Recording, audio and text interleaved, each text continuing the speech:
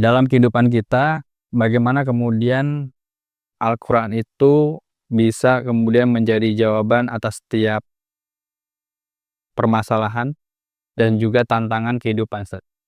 Boleh dipandu kita sedikit? Iya, jadi kalau kata Nabi itu, kalau ada orang sholat, kemudian dia paham apa yang dibaca, saya kira nggak ada itu, Pak.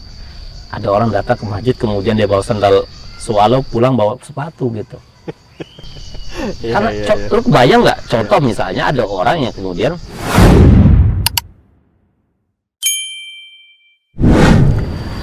Baik, bismillahirrahmanirrahim.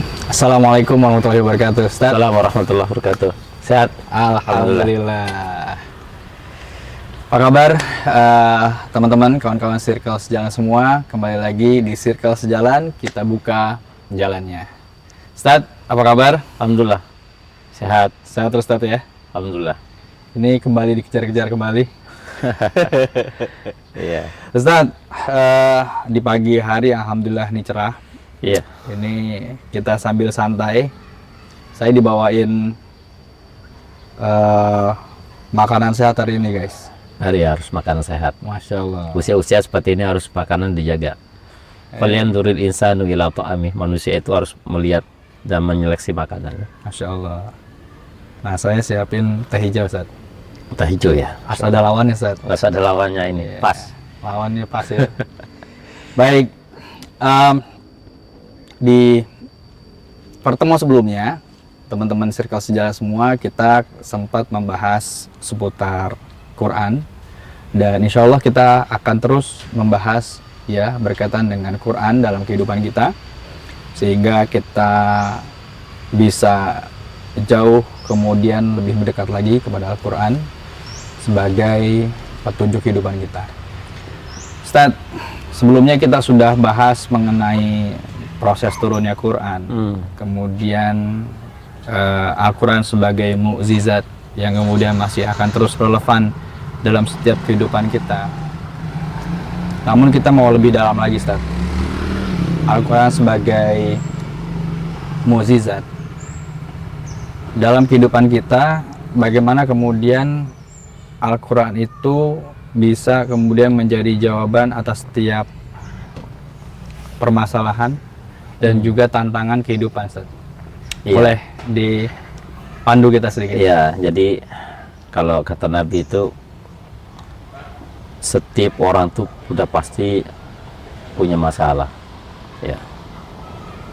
Setiap orang, nggak ada ceritanya orang tuh nggak punya masalah dalam hidup ini gitu.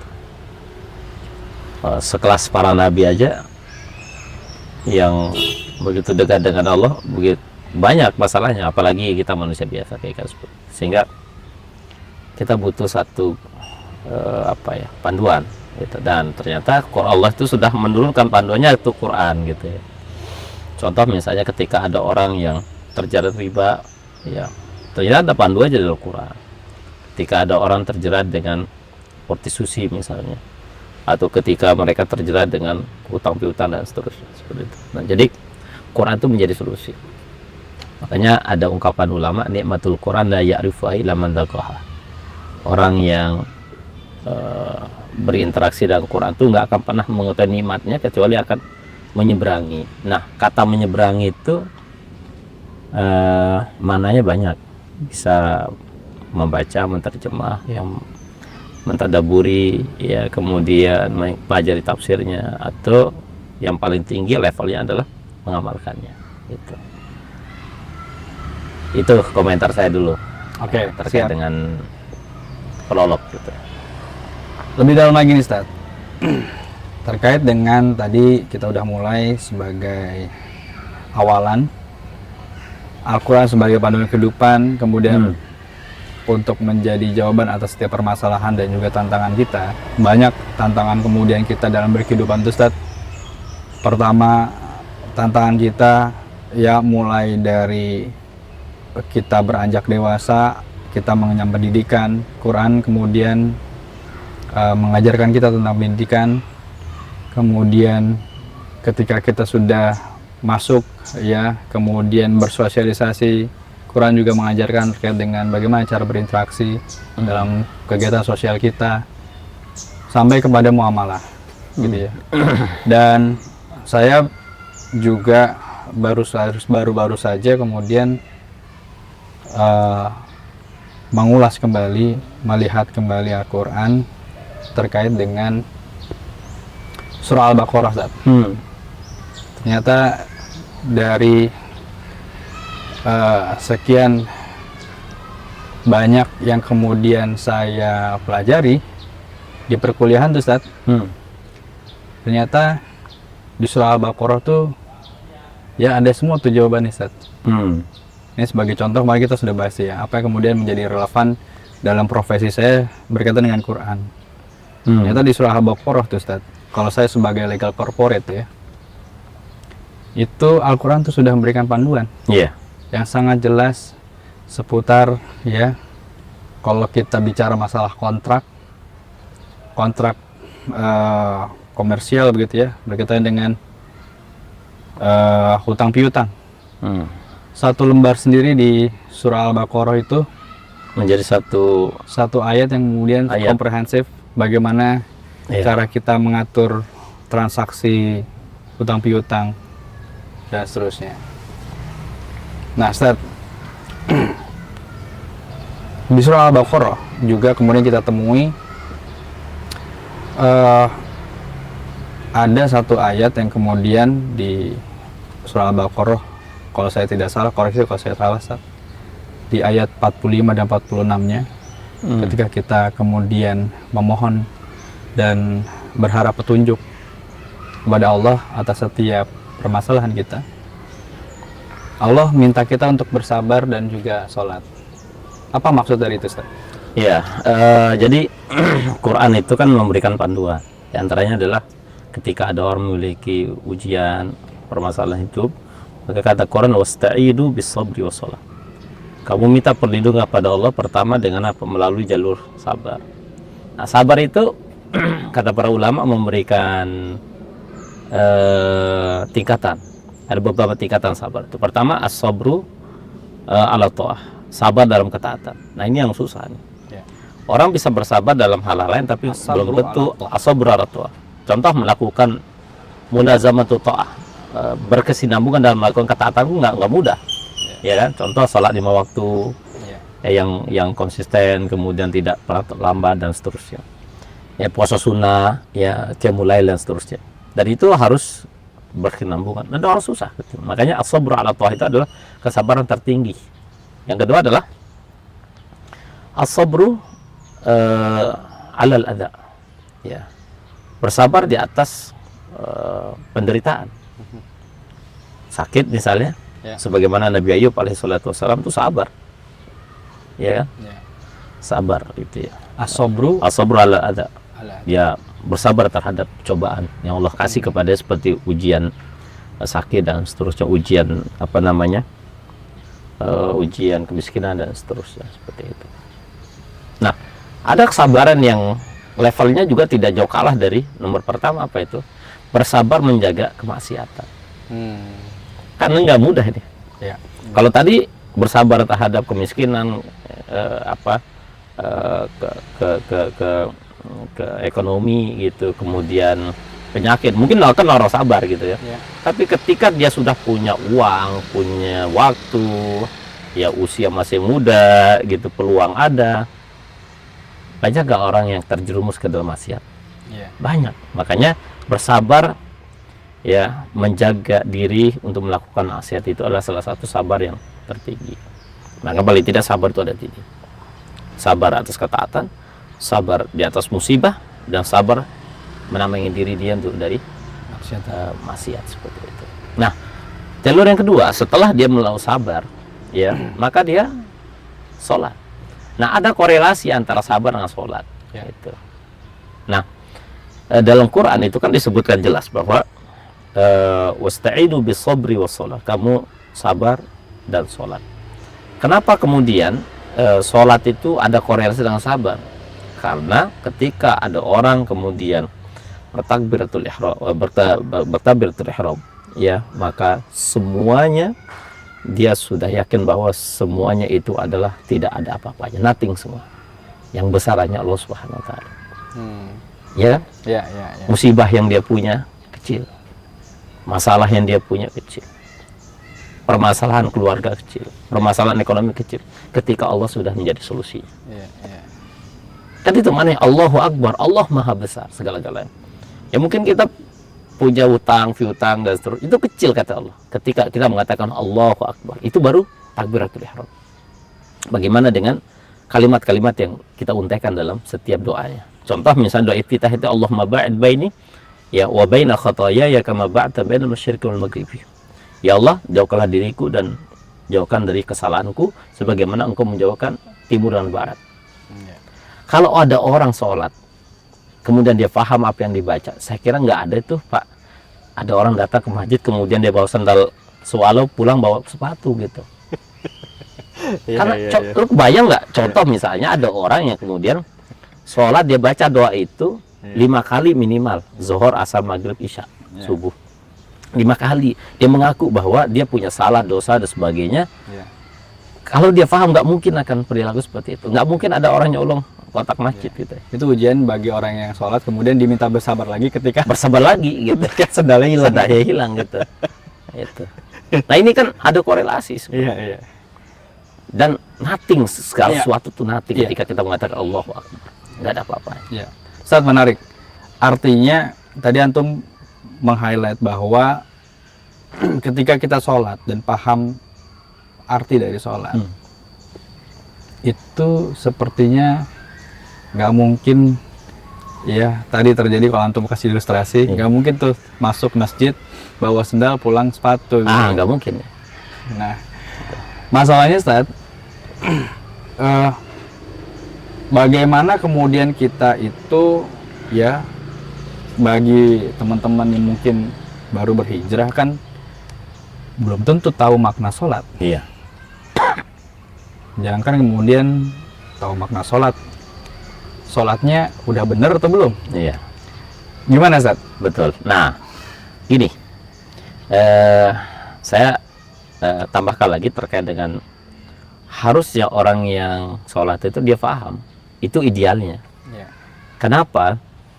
Kalau dia paham, maka dia tidak akan melakukan hal-hal yang tidak wajar dalam hidup ini. Ya. Karena Quran menyebutkan utlu ma uhiya ilaika minal kitab wa aqimis shalah innas sholata tanha 'anil fahsya wal munkar. Pesan ayat ini sebenarnya sederhana. Kalau ada orang ngaji, dia sholat, dia paham apa yang dia baca, nggak mungkin terjadi kemungkaran pada dirinya. Kebayang nggak kalau seandainya di tengah-tengah masyarakat kita itu orang semuanya paham Al-Quran, paham apa yang dia baca, paham gerakan sholat, apa yang dibaca dalam sholat, nggak akan terjadi itu percecokan antara warga, ya, nggak akan terjadi itu orang saling menzalimi, nggak akan terjadi itu orang yang saling mencaci maki dan tetangganya dan seterusnya, karena dia paham, gitu kan. Ya. Ada apa makna-makna yang tersirat dalam ayat-ayat yang kita baca atau dalam doa kita itu yang kita paham gitu. Nah, pertanyaannya bagaimana caranya kan supaya kita paham? Karena kita kan bukan orang Arab. Ya. Nah ini Betul. tentu belajar. Ya, tidak ada cara terbaik kecuali belajar memang seperti itu. Nah untuk bagi orang awam hari ini dia belajar terjemah saja. Kan banyak tuh buku-buku apa? Sekarang terjemah sholat. Ya dia mulai dari Allah Akbar, apa makna Allah Akbar. Kemudian kabira walhamdulillah katsira wa subhanallahi bukratan wa asila. Ini wajhtu wajhiya lilladzi fataras samawati wal arda hanifan muslima wa ma ana minal musyrikin. Ya. Dan seterusnya seperti itu. Nah, ini dia pelajari satu kata per kata atau dia terjemah secara umum seperti itu. Nah, begitu juga Al-Fatihah. Nah, jangankan doa iftitah, Al-Fatihah itu banyak nggak hafal terjemahnya. Ya. Ya kan? Betul. Banyak nggak hafal. Padahal usianya mungkin sudah 3/4, 5/4, 5/6, Ya. 6/7 seperti itu ya. Iya, saya tanya beberapa orang, banyak nggak hafal. Ya. Nah, lantas lagi-lagi pertanyaan bagaimana mungkin sholat dan baca Quran itu akan berimbas kepada kepribadian. Padahal Quran itu mengatakan kalau orang itu betul-betul sholat, faham apa yang dibaca, ya maka akan berimbas kepada Kalau nggak salah ada hadis Rasul kalau nggak salah bahwa sholatlah kamu jangan dalam keadaan mabuk. Maksudnya mungkin sholat itu ya harus mengerti dan faham maknanya ya. Iya, jadi ayat itu sebenarnya turun dulu wala taqrabus shalah wa antum sukara hatta Itu ta'lamu ma taqulun. Quran ya Ustaz ya? Iya. Ya ayyuhalladzina amanu la taqrabus shalah wa antum sukara hatta ta'lamu ma taqulun. Ayat itu sebenarnya tentang pengharaman khamr. Ya, dan ayat itu kan tahapan khamr itu ada 3. Ya. Ya, tahapan khamr itu ada 3. Ya. Nah, itu tahapan yang kedua. Ya, wala taqrabus shalah wa antum sukara hatta ta'lamu ma taqulun. Nah, lagi-lagi idealnya memang ngaji dan sholat itu harus difaham. Nah, tapi salah satu mujizat Quran, walaupun kita nggak paham maknanya, ketika dibacakan dengan suara yang indah, apalagi dalam sholat, itu akan melahirkan kehusyuan tersendiri. Banyak kan mungkin kita pernah juga tuh, kalau sholat imamnya bagus suaranya, ya sampai menetes air mata. Sadar kita menetes. Nah, itu salah satu mujizat Quran. Dan Quran itu tidak bisa dibandingkan dengan syair-syair lain. Masalah itu Ustaz, kalau kita nggak paham maknanya, kan tadi antum jawab ya memang belajar gitu ya. Kita harus pelajari itu. Tapi realitasnya kan Ustaz, ada pilihan. Ini belajar dulu apa sholat dulu? Sholatnya enggak sampai belajar dulu selesai. Atau sholat aja dulu sambil belajar. Itu gimana Ustaz? Iya, dua-duanya harus dijalankan. Gitu ya. Apalagi dia karena kalau udah ngomong sholat dulu aja baru belajar ntar biasanya. Iya, ntar. Ya. Jadi dua-duanya harus. Karena balancing harus ada ya. Dan karena sholat itu juga menjadi kewajiban. Artinya paham nggak paham dia harus sholat. Jangankan paham, orang sakit saja harus sholat. Ya, harta dia sedang dioperasi harus sholat selama dia masih sadar dan seterusnya seperti itu. Jadi saya kira penting bagi kita sekarang untuk kemudian memperhatikan sholat ya. Dan ini saya garis bawahi sedikit tentang sholat ini. Nabi itu pernah bersabda begini. Barang siapa yang menjaga sholatnya, maka nanti akan dikasih cahaya di kubur, cahaya di surga. Ya. Dan barang siapa yang tidak menjaga sholatnya, maka mereka akan bersama 4 orang. Pertama sama Fir'aun. Kedua sama Korun. Ya, ketiga sama Haman. Haman itu tukang juru bisiknya siapa namanya, Fir'aun. Keempat itu Ubay bin Lu'ay itu siapalah itu ya. Jadi 4 orang itu kata Nabi. Jadi kita kan nggak mau tuh nanti karena disetarakan kekafirannya Ustaz ya. Kekafirannya. Ya kita mau dibangkitkan dalam kubur nanti sama Firaun, Korun, Haman dan ya Ubay, kan nggak mungkin seperti itu. Nah, jadi bagi teman-teman yang hari ini merasa sholatnya masih bolong-bolong, yuk datang ke masjid. Karena tidak ada tempat yang indah hari ini kecuali masjid. Orang banyak pergi healing, menghabiskan puluhan juta uang. Apalagi sebentar lagi di akhir tahun. Tapi lupa bahwa tempat healing yang paling murah, yang paling aman itu di masjid. Masya Allah. Mudah-mudahan anak kita kemudian Allah jadikan sebagai orang-orang yang ahli masjid. Kata Nabi Ibrahim, ya, waja'al lana min dzurriyyati dalam doa Nabi Ibrahim itu. Intinya adalah, ya Allah jadikanlah keturunanku liyuqimus shalah. Ya, mereka-mereka yang gemar mendirikan sholat seperti itu. Nah, mudah-mudahan bermanfaat ya, pasti ini. Nah, sekali lagi Ustaz, sebelum ditutup, jangan ditutup dulu Ustaz. Iya. Siap. Saya selalu gitu kalau perhatiin. tips Ustadz Ya. untuk kemudian kita meningkatkan kualitas sholat kita agar kemudian itu berdampak dalam kehidupan kita. Apakah kualitas itu harus kemudian diimbangi dengan kuantitas pula? Artinya kita ketahui bahwa banyak kita dapati dari hadis Rasul bahwa sholat sunnah itu kemudian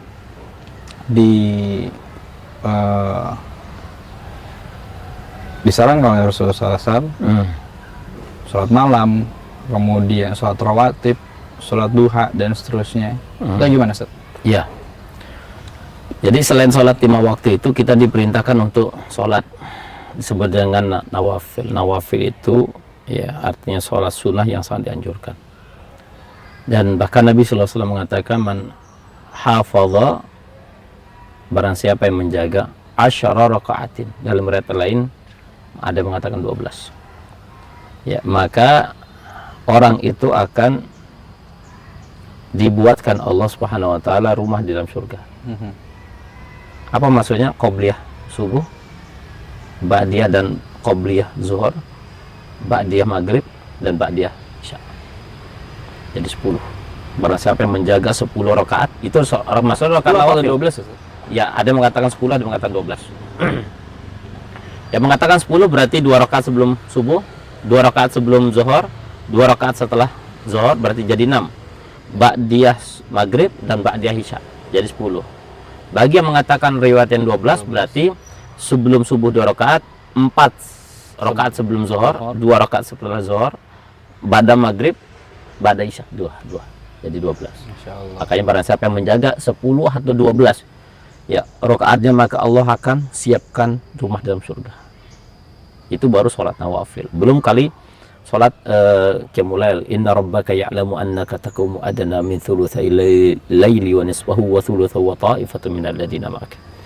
Hamba dengan Allah itu waktu yang paling dekat itu adalah di waktu malam.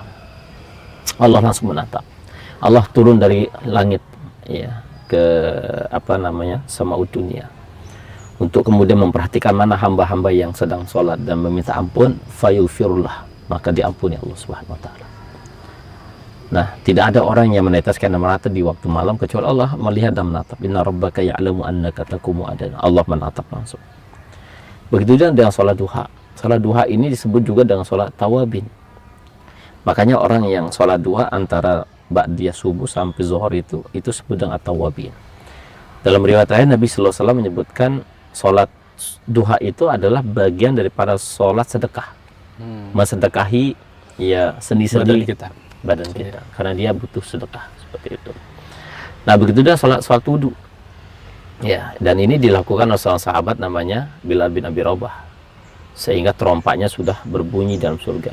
Kata Nabi, sami itu dafnatan alaik. Aku tuh dengar suara terompamu wahai Bilal. Kenapa? Setiap aku selesai wudu, batal, kata Bilal, aku sholat 2 rakaat. Khafifatainya, ringan-ringan saja. Ya, kulhu al-kafirun. Terus. Nah, ini butuh konsisten.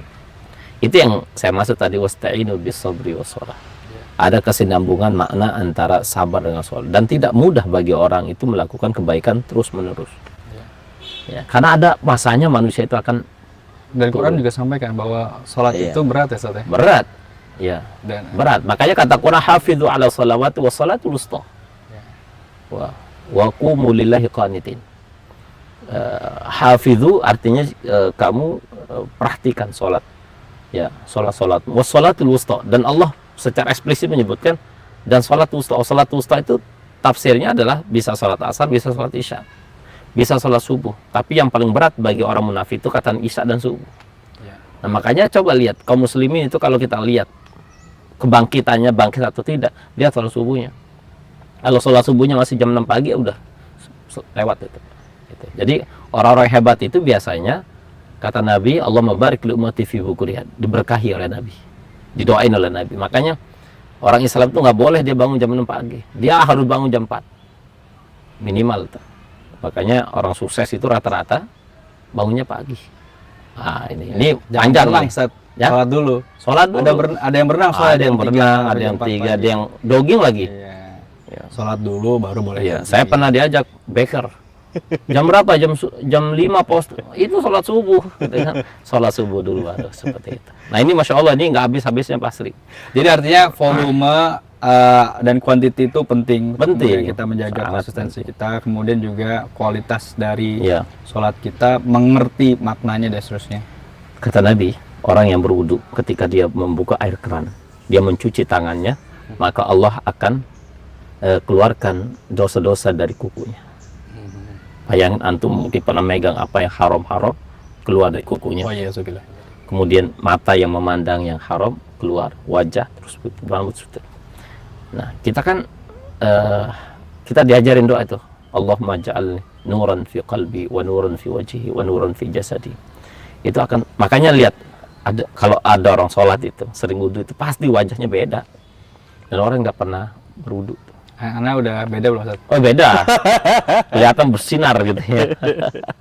Jazakallah khair. Mudah-mudahan berkah semua insya Allah. Mudah-mudahan kita menjadi anak-anak yang soleh dan soleha, Amin Allah. dan anak kita menjadi orang-orang hebat di masa akan datang. Baik. Baik, terima kasih Ustaz Mujadi.